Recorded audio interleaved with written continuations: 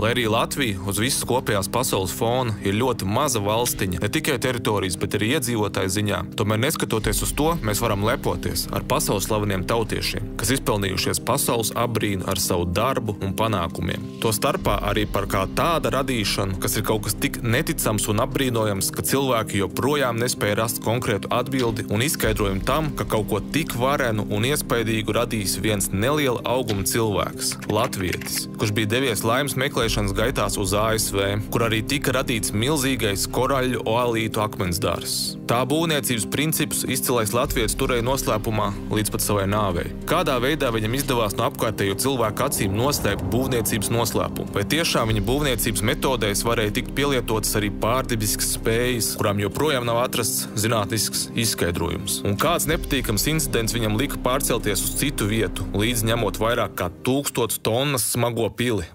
Sadarbībā ar mūsu partneriem LVBet mums ir izstrādāts īpašs piedāvājums kanāla abonentiem. Tikai reģistrējieties ar mūsu partneru linku, jums būs iespēja iegūt 550 griezienus. Jūs pat nevarat iedomāties, cik daudz naudas var izcelt no piedāvātā bonusa. LVBet regulāri parādās jaunas spēles, kurās ir pavisam jauni un neredzēti frīspini. Bonus darbojās arī jaunajās spēlēs. Ja spēlē azartspēles, tad reģistrējies un izmanto piedāvāto bonusu. Links ir aprakstā.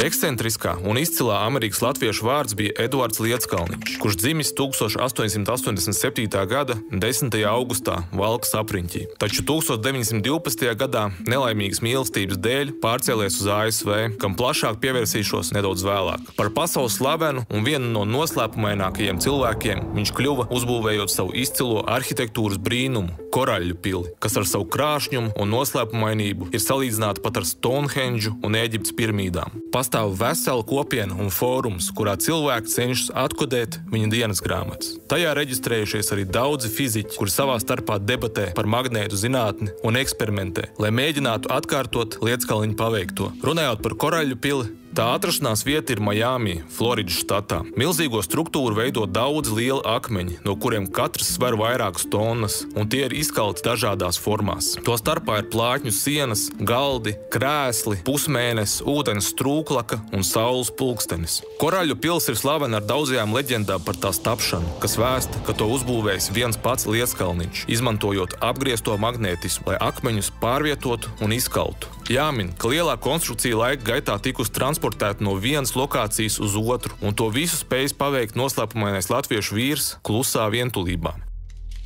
Viņš slavu iemantoja ne tikai ar savu pārdabisko akmens dārzu, bet arī ar magnētismu teoriju, kura vēl līdz pat šai dienai ir noslēpumiem apvīta. Jāmin arī fakts, ka viņš par inženieru un arhitektu nekad nav studējis, un visu to, lai radītu ko tik grandiozu, viņš apguva pašmācības ceļā. Pievēršoties viņa nelaimīgajai mīlestībai un pēc tās sekojošajai emigrācijai uz ASV, jāatklāj, ka Lietskalniņš bija 26 gadus vecs brīdī, kad viņu atraidīja 10 gadus jaunākā līgava, un tas notika tieši vienu dienu pirms viņu ieplānotajām kāzām. Tas viņam bija ļoti liels emocionāls trieciens, kas iespaidoja un stipri pasliktināja arī viņa veselību. Ieradies ASV, viņš saslima ar tuberkulozi, ļoti smagā formā. Taču ātri vien izārstējies, un kā vēlāk apgalvoja, tik veiksmīgam atvesļošanās procesam palīdzēja magnēti, ja pareizāk sakot, magnētiskais lauks. Tādējādi nākot klajā ar savu magnētismu teoriju un tās pozitīvo ietekmi uz cilvēku veselību. Magnēti viņam bija pats galvenais, citējot Lietskalniņu. Papildu magnēti ir patiesā dzīvība. Magnēti ir kosmiskais spēks. Tie satur kopā šo zemi un visu, kas uz tās atrodas. Un tie satur kopā arī mēnesi. Magnēti ir vienīgais, kas notur mēnesi debesīs. Lai mēnesis nokristu, tas vienkārši pa pusei jāpagriež, lai tas vairs nav nostādīts pretī saviem magnētiem. Pēc viņa teorijas izriet, ka ziemeļu un dienvidu polu magnēti ir dzīvības pamats un to, ka tie ir neiznīcināmi. Iespaidīgais Koraļļu pils monuments bija veltījums viņa pirmajai un vienīgajai mīlestībai, ar kuru, diemžēl, kā jau minēju, nebija lemts dzīvot kopā. Par sievieti, kuru ekscentriskais latviešu inženieris amatieris bija iemīlējis, ir zināms diezgan maz. Amerikāņu avotos viņas vārds tiek minēts kā Agnese Skafs, taču pēc latviešu avotiem viņu sauca Hermīne Lūse. Vairāk nekā 1000 tonu koraļu kaļķakmens bloku viņš bija izveidojis savas negaistošās mīlestības pierādījumam. Par viņa mūža mīlestību stāsta arī slavenais Billijs Idols savā vienā no populārākajiem hītiem dziesmā Sweet 16, kur iznāca 1986. gadā. Tieši tā Amerikā dzīvojušais latviešu ģēnijs dēvēja savu vienīgo mīlestību – Sweet 16, jeb saldā 16-niece, jo sadarbināšanās laikā viņai bija 16 gadi. Eduarda darbu ievērojami padara tas, ka viņš bija tikai 152 cm garš un svērs nepilnus 45 kg, bet uzceltā pils ir vairāk nekā kilometru platībā. Viņš pārvietoja milzīgos akmeņus, izmantojot tikai savas rokas un pāris necilu instrumentu, bet zināšanas par akmens kalšanu un apstrādi Eduards ir pārmantojis no savas mūrnieku dzimtes. Viņš dzīvojis ļoti vienkāršu dzīvi un nekad nav braucis ar mašīnu. Lai iegādātos pārtiku, viņš vienmēr devies ar riteni uz pilsētas centru, kas atradies gandrīz 6 km no mājām. Akmeņus Edvards pārvietoja tikai vakaros, slepenībā no citiem. Pat pils sienas ir būvētas tā, lai noslēpumainais vīrs varētu sargāt savu privātumu un novērot to, vai kāds viņa darbu neredz. Proti, sienās tika iebūvētas speciāls skatu lūkas, no kurām viņš varēja vērot tuvējo apkārtni. Koraļu akmens sienu sekcijas ir 2,5 metru augstas, 1,2 metru platas, 1 metru biezas, un to kopējais svars 58 tonnas. Vissmagākais un diženākais akmens veidojums koraļu pilī sver 30 tonnas, un tas ir 2 reizes masīvāks nekā jebkurš no pārējiem akmens veidojumiem. Iespaidīgais akmens dārza komplekss sastāv no dažādiem astroloģiskiem simboliem, kur īstā nozīme ir noslēpumiem apvīta. Pils būvniecībai noslēpumainais īsa auguma vīrietis veltīja vairāk nekā 28 gadus, strādājot slepenībā un nodrošinoties, ka viņa darba gaitām nav neviena aculiecinieka. Daži pusauģi apgalvoja, ka ir bijuši liecinieki viņa darbam, ka viņš licis koraļu blokiem kustēties kā ūdeņraža baloniem. Lai gan Edvardam bija tikai 4 klašu izglītība, viņš ir pamanījies nevien uzcelt veselu pili, bet arī izgudrot pats savu elektrības ģeneratoru. Sākotnējā pils atrašanās vieta bija Floridas Cityjā, Floridas štatā, un tās nosaukums bija Ed's Place, jeb latviski tulkojot Eda vieta. Tā tika uzbūvēta 1923. gadā. Kā viņam radās šī brīnišķīgā iespēja tikt pie zemes gabala svešā zemē un kādus specifiskus nosacījumus viņš bija izvirzījis tam, kādam jābūt viņa zemes gabalam? Varu piebilst, ka šo nosacījumu dēļ daudz uzskatīja, ka viņš vienkārši ir trakais. Kādā saulainā 1919. gada dienā Everglēdā nekustamo īpašumu speciālists Mozers brauc apraudzīt savus zemes gabalus, kad ceļa malā piepieši ieraudzījis maza auguma vīrieti. Viņš sākumā domājis, ka tas ir zēns, un bijis pārsteigts, ka tas izrādījies bija pieaudzis vīrietis. Būdams vienmēr laipns, piedāvājis viņu aizvest līdz savām mājām. Iepazīstoties, viņš uzzinājis, ka neliela auguma vīrietis ir nesen emigrējis no Latvijas un Floridā meklējot kādu konkrētu zemes gabalu, kur plāno izveidot ko tādu, kas būtu veltīts viņa saldajai 16-niecei. Viņš smagi klepojas, un biznesmenis sapratis, ka Lieckalniņš ir slims ar tuberkulozi. Nogādājot viņu savā privātmājā, viņš latvieti iepazīstināja ar savu sievu, ar kuras palīdzību viņš vēlāk izārstēs tuberkulozi.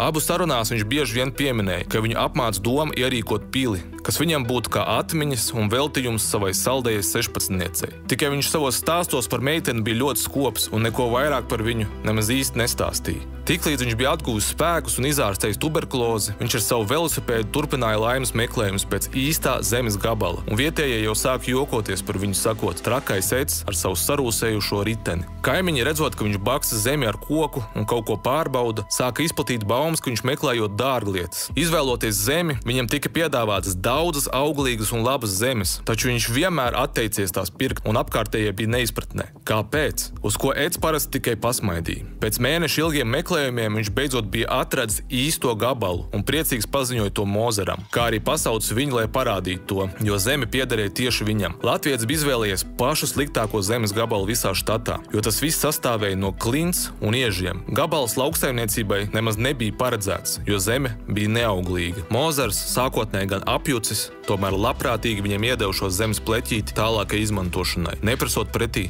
ne centa. Pēc pāris nedēļām Mozers kopā ar sievu nolēma apciemot Lieckalniņu, lai ziņkārības pēc uzzinātu, ko tad trakais Eds ar tādu gabalu domā iesākt. Ierodoties pie viņa, tas, ko viņi ieraudzīja, viņus pamatīgi šokēja. Viņu acu priekšā pavērās skats, kur Eds kaut kādā veidā bija izgriezis 10 tonnas smagu koraļu kaļķakmens bloku, jeb oālītu, tieši no pamatiežiem, kas atradās uz viņa zemes, un pacēlis to gaisā, izmantojot vienu trauslu statīvu ar trīšiem. Tajā brīdī viņi saprata, ka Eds ir kas vairāk kā vienkārši traks vīrelis. Viņa pēkšņi bija pārliecināta, ka viņš iespējams pat ir ģēnijs. Uz jautājumu, kā viņam tas izdevies, Eds tikai atbildējis, ka tas nav sarežģīti un ka galvenais noslēpums slēpjas tajā, kā to izdarīt. Tad viņam tika uzdots jautājums, kāpēc tu to izdarīji, uz ko Edvards tikai pasmaidīja un atbildēja: kādu dienu mana saldā 16-niece atnāks.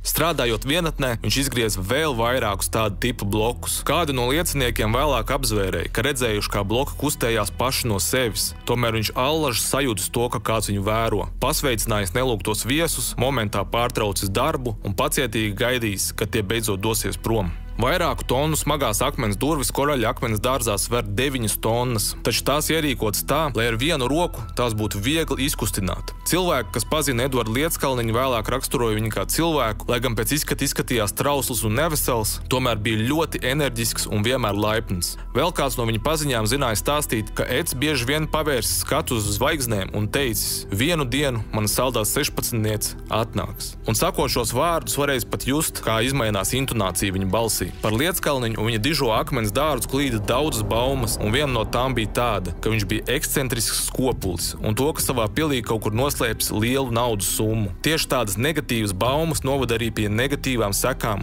pašam Edvardam. 1930. gadā, kādā vēlā vakarā, vietējā banda bija noslēpusies netālu no pils un gaidīja, kad Eds paliks viens. Mazais latvietis nekad nebija iedomājies ko tik šokējošu, proti ielaušanos viņa privātajā īpašumā, viņa svētajā pasaulē. Koraļu pils oriģināli bija būvēta kādā attālā Floridas apgabalā. Gadiem ilgi Lieckalniņš jutās droši savā izolētajā akmens dārzā, tālu prom no skarbās pilsētvides realitātes. Viņš bija izkalis to ar savām rokām. Knapi izdzīvojis brutālo laupīšanu, Eds nolēma meklēt drošāku zemes gabalu. Pārceļoties, viņš ņēma līdzi vairāk kā tikai savus ikdienas piedarumus un drēbes. Viņš ņēma līdzi visu pili. Viņš noīrēja smagā auto šoferi un palūdza viņam aiziet aiz stūra, sakot, ka piekabē viņš sakraus visu pats, un minēja, ka tas notiks ļoti ātri. Soli pa solim, un viņš bija uzcēlis visus smagos akmens blokus, vairāk nekā 1500 tonnas, un devās aptuveni 16 km braucienā uz tās jauno lokāciju – Homestedu, Floridā. Un kā jau parasti, neviens tā arī neredzēja, kā viņam izdevās iecelt milzīgos akmeņus mašīnas piekabē. Kā viņš to varēja izdarīt? Pastāv vairākas teorijas. Viena no tajām ir sekojoša. Laika gaitā, dažādu dabas procesu rezultātā, dziļi zemē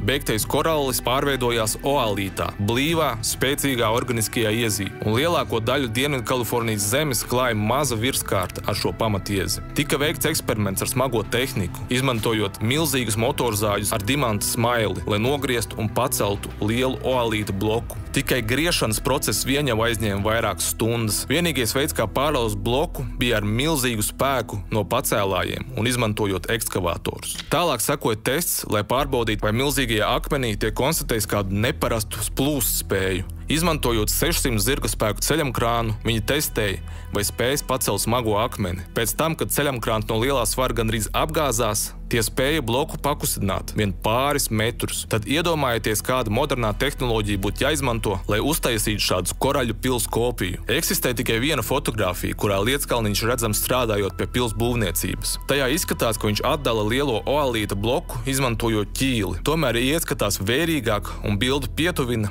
ir redzams, ka akmens gabals jau ir atdalīts, un zem tā atrodas kabelis. Mūsdienu inženieri par šo bildi ir neizpratnē un nevar atrast loģisku atbildi tam, kā viens cilvēks varēja atdalīt tik smagus blokus bez smagās tehnikas palīdzības. Zinātnieks un rakstnieks Brūss Skatijs ir daudz rakstījis un pētījis zemes spēkus. Viņš uzskata, ka harmoniskais režģis zemes virsmas iekšpusē ir spējīgs radīt antigravitāciju ar konkrētiem režģa mezgliem. Viņš ir pārliecināts, ka koraļu pils tika uzbūvēta uz harmoniskās rezonanses pozīcijas. Zinot to, cik primitīvi bija Lieckalniņa izmantoti instrumenti, viņš ir pilnīgi pārliecināts, ka vienīgais loģiski izskaidrojamais pils būvniecības veids bija tieši izmantojot antigravitāciju. Zinātnieks to atklājis brīdī, kad pielietojas harmoniskās matemātikas bāzi uz pils atrašanās ģeometrisko pozīciju uz zemes virsmas. Pētniecības rezultātā ar konkrēto matemātisko metodi viņš secināja, ka tieši tādas pašas harmoniskās vērtības, kādas rodas režģa antigravitācijas veidošanās procesā, parādījās tieši tajā apgabalā, kur atradās koraļu pils. Viņš arī piebilda to, ka pats Lieckalniņš vienmēr bija teicis un rakstījis, ka viņš zina antigravitācijas un magnētisko lauku noslēpumus. Tāpat izcilais latvietis teicis, ka zinot to, kā tika uzbūvētas piramīdas, zinātnieks ir pārliecināts, ka Lieckalniņš runājas patiesību un to, ka izskatās, ka patiešām viņiem ir bijuši zināmi šie noslēpumi. Lai pārvietotu milzīgus akmens bluķus, viņš izmantoja ķēdes, trīšus un vecu mašīnu detaļas, taču to, kā notika darbs pie būvniecības, ir redzējis vien retais, un arī tikai uz īsu brīdi. Neko tuvāk nepaskaidrojot, Telnieks apgalvoja, ka viņš ir atklājis piramīdas celtniecības paņēmienus. Arī mūsdienās neviens nav spējis nodefinēt oficiālo versiju, kā Edvards Lietskalniņš vienatnē spēja pacelt milzīgos akmens bluķus. Daži uzskata, ka Lietskalniņš vienkārši ir bijis ģeniāls konstruktors un inženieris, bet citi uzskata, ka izcilais latvietis spējas atklāt un izmantot kādu antigravitācijas spēku, kas ļauj viņam pacelt un pārvietot akmeņus līdzīgi kā burvim. Izcilā latviešu personība uz mūžu ir ierakstīta vēstures lapā, un Latvija var lepoties, ka reiz dzīvojis tik ģeniāls latvietis, pēc sevis atstājot ko paliekošu un ļoti iespaidīgu – Koraļļu pili, kuras būvniecība ir noslēpumiem apvīta, gluži kā Ēģiptes piramīdas. Visu labu!